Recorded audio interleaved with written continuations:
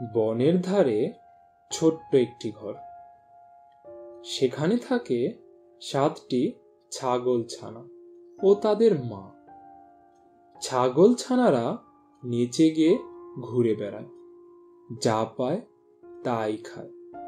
মায়ের সাথে মাঝে মাঝে দূরের বনে যায়। একদিন মা ছাগল বলল, আমি আজ কাজে বের হচ্ছি, অনেক দূরেই যেতে হবে। ফেরার সময় তোমাদের জন্য নিয়ে আসবো ভালো ভালো খাবার। তাই না শুনে ছাগল ছানারা খুব খুশি। কিন্তু বাচ্চারা, একটা কথা, দিনকাল ভালো নেই। তোমরা কিন্তু ঘর থেকে একদম বের হবে না। কোথায় কোন বিপদ ঘটবে কেউ তা বলতে পারে না। তাহলে আমরা কি করব? দরজা জানালা বন্ধ করে ঘরের মধ্যে খেলাধুলা করবে। আমি ছাড়া অন্য কেউ এলে ভুলেও দরজা খুলবে না। এই বলে মা ছাগল রওনা দিল নিজের কাজে।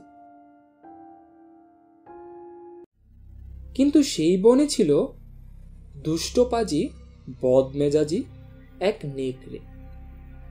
যেমন তার হাঁক ডাক, তেমন তার তেজ। সারাক্ষণ হম হম সবার উপর করে জুলুম। নেকড়ে অনেক দিন ধরেই এই সুযোগের আশায় ছিল, কি করে ছাগল ছানাদের সাবার করা যায়।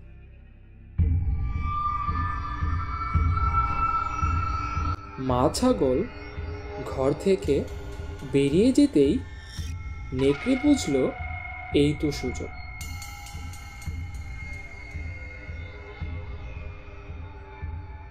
নেকড়ে পা টিপে টিপে এলো ছোট্ট ঘরের সামনে। দরজার পাশে দাঁড়িয়ে নাক উঁচু করে শ্বাস টানল। তখন সে মা ছাগলের মতো গলার স্বর নকল করে ডাক দিতে লাগলো। তবু তা শুনেই ছাগল ছানারা বুঝে গেল এটা তাদের মায়ের ডাক নয়। তুমি আমাদের মা নও, আমাদের মায়ের ডাক আরো মিষ্টি, আরো চিকন। নেকড়ে বুঝতে পারল সে ধরা পড়ে গিয়েছে।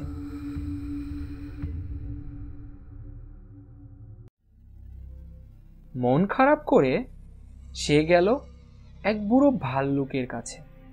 ভাল্লুক ভাইয়া, আমাকে একটু মধু দেবে?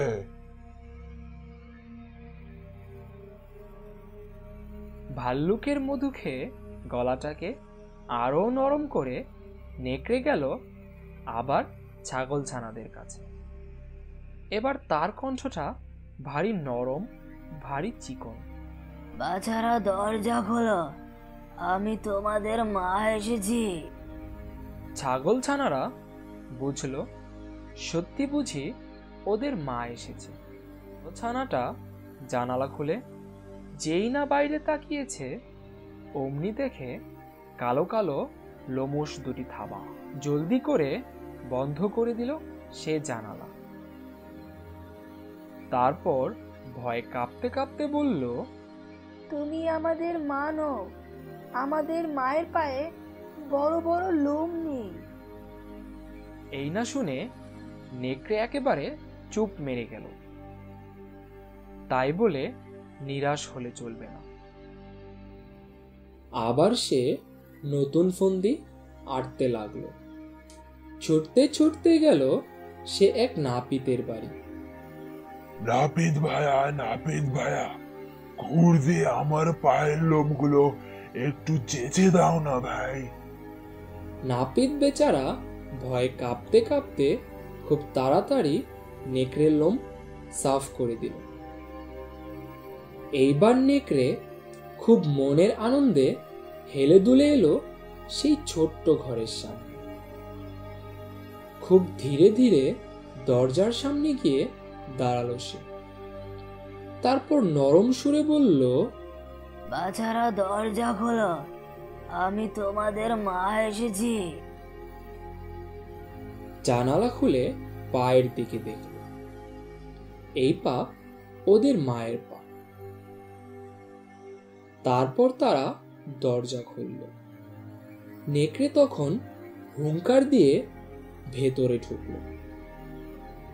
ভয়ে আতঙ্কে চিৎকার শুরু করলো ছাগলছানা। এক একজনকে ধরে আর কপাত করে গিলে খায়, মনের আনন্দে ঢেকুর তোলে।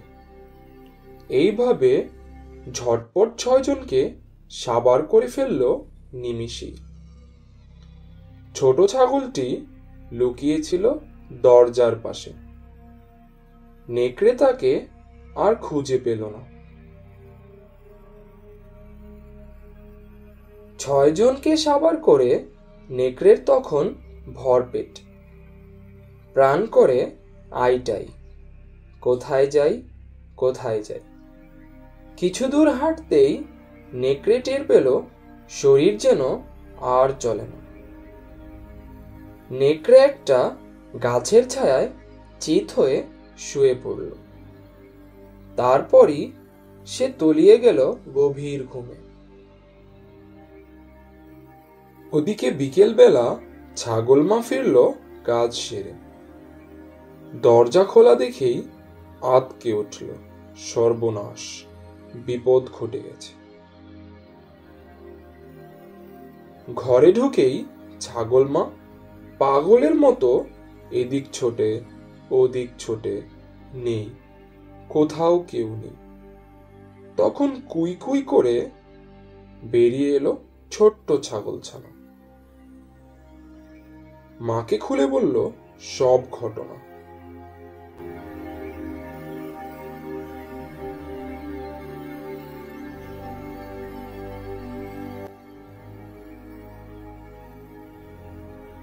ছাগলমা খুব বুদ্ধিমতী।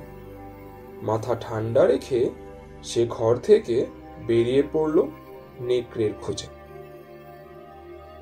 কিছু দূর গিয়েই দেখলো চিৎপটাং হয়ে মনের সুখে গাছের তলায় ঘুমাচ্ছে নেকড়ে শয়তানটা। ছাগলমা তার পাশে গিয়ে ধাক্কা ধাক্কি করলো, কিন্তু কোনো সাড়া শব্দ না পেয়ে নেকড়ের পেটের মধ্যে কান দিতেই ছাগলমা শুনতে পেল ছাগলছানাদের শব্দ। মায়ের মন তখন খুশি হয়ে উঠল। তখনই ঘরে ফিরে সে ছুরি আর সুই সুতা নিয়ে আবার গেল নেকড়ের কাছে। ছুরি দিয়ে নেকড়ের পেট চিরল ধীরে ধীরে। পেটের মধ্যে থেকে বেরিয়ে এলো 6টি ছাগলছানা। ওরা কেউই মরেনি, কারণ নেকড়ে ওদের গিলে খেয়েছে। শিগগিরই তোরা পাথর টুকরা নিয়ে আয়। তারপর তারা সবাই মিলে পাথরের টুকরো ভরল নেকড়ের পেটে। ছাগলমা খুব সুন্দরভাবে পেটটা সেলাই করে দিল। নেকড়ের কিছুই বুঝবার কোনো উপায় রইল না। ছাগলমা ফিরে এলো আপন ঘরে, আর নেকড়ের সেই ঘুম ভাঙল অনেক রাতে। হাই তুলে নেকড়ে যখন চোখ মেলেছে, দেখে চারদিকে কেমন অন্ধকার, আর পিপাসায় যেন কলিজাটা ফেটে যাচ্ছে। কোনো মতে সে উঠে দাঁড়ালো। পেটটা যেন আগের চেয়ে অনেক বেশি ভারী মনে হচ্ছে। কোনো মতে টলতে টলতে নেকড়ে গেল নদীর ধারে, আর যেই না সে নেমেছে পানিতে, অমনি পেটের পাথরের ওজনের তাল সামলাতে পারল না বেচারা। অত ওজন নিয়ে তলিয়ে গেল পানির গভীরে। ছাগলছানারা তারপরে লতা পাতা খেয়ে বনে বাদারে ঘুরে বড় হতে লাগলো নিশ্চিত মনে।